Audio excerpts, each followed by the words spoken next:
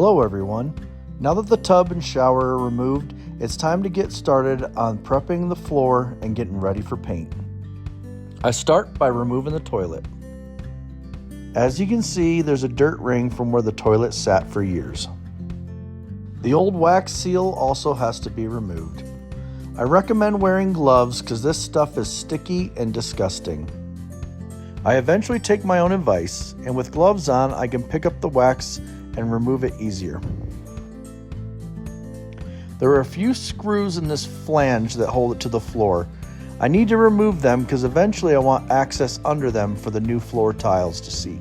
I use a small flathead screwdriver to remove the wax out of the heads, and with the use of a drill, the screws come out pretty easily. And the flange is free.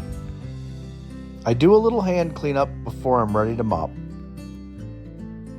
For the floors, I sprinkle a generous amount of baking soda and then use a water and vinegar solution with the mop head to scrub the baking soda into the floor. This is an old trick that my grandmother taught me when I was 3 years old. Oh, what? Oh, my wife says don't lie, it was Google. Well, thank you, Grandma Google. Google recommended doing this process twice, so of course I did.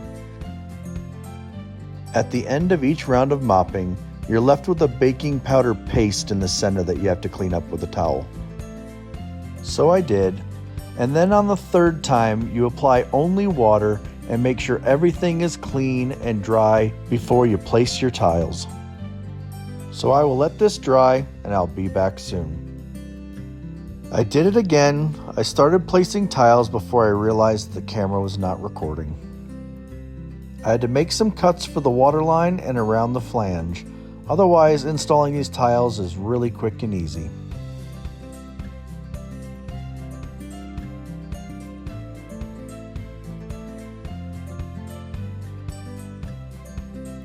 See how quick that was? That wasn't sped up at all. What? Tell him I'm lying to him again? Alright, I may have sped that up a teensy bit.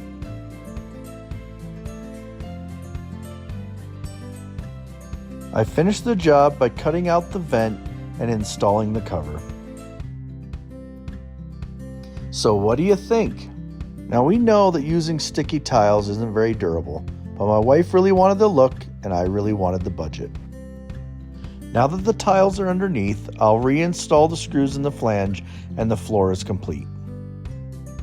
We decided to paint the back wall before we reinstall the toilet, since this will be way easier to complete without it in the way. Paint and wallpaper are the parts of the project that my wife really enjoys, and I'm okay with that because unless I'm using a spray gun, I don't like to paint. While the paint dries, I install the new wax ring and bolts and work on the water line shutoff for the toilet.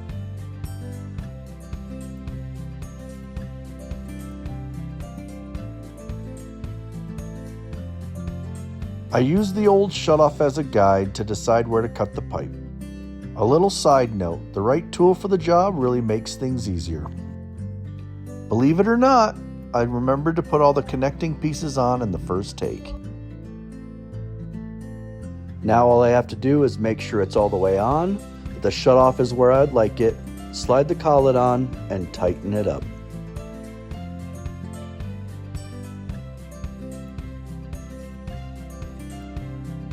If your toilet is a new install, or you've changed the flange out that attaches to the floor, I suggest a test fit before you put the wax ring in place. Since this isn't a new install, I knew that my 2 screws to hold it down were going to be right where they needed to be, so I just had to slide the toilet in place and tighten it down. I tighten up the water line that goes to the tank, turn it on, make sure there's no leaks. Once the tank is filled, I complete a test flush and make sure there's no water leaking on the floor. I considered showing everybody how to use a toilet, but there ain't nobody that wants to see that, including my wife. Now that everything is how I want it, I can cut the excess bolt off. As I was cutting, I noticed the vibration loosened up the bolts a little bit, so I tightened up the nuts once more. Join us again and see which project we take on next.